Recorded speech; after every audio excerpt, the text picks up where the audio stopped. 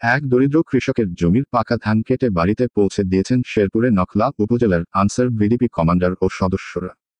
শুক্রবার সকাল থেকে বিকাল পর্যন্ত গণপদ্দি ইউনিয়নের কিঙ্করপুর ও গজারিয়া মহল্লার কৃষক ইয়াসিন ও এমদাদুল মিয়ার প্রায় 1 একর জমির ধান কেটে দেন তারা। ধান কাটার নেতৃত্ব দেন উপজেলা আনসার ও ভিডিপির প্রশিক্ষক আরিফুল ইসলাম।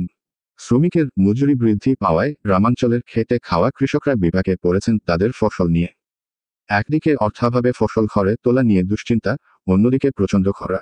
যে কোনো সময় হতে পারে কালবৈশাখী ঝড়, তাই কেড়ে নিয়েছে কৃষকের চোখের ঘুম। এমন সময় কৃষকদের পাশে দাঁড়িয়েছেন জেলা কমান্ড্যান্ট রাশেদুল ইসলাম, বিএমএস। তার নির্দেশনায় টিআই আরিফুল ইসলামের নেতৃত্বে কাজ করছেন 25 জন আনসার ভিডিপির সদস্য।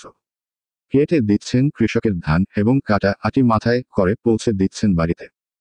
ধান কাটায় অংশ নেন উপজেলা আনসার ও ভিডিপি প্রশিক্ষক আরিফুল ইসলাম, আনসার ও গ্রাম প্রতিরক্ষা বাহিনীর সদস্য আসাদুল ইসলাম, সানিল, সাদ্দাম হোসেন ও সুলতান সহ 25 জন সদস্য।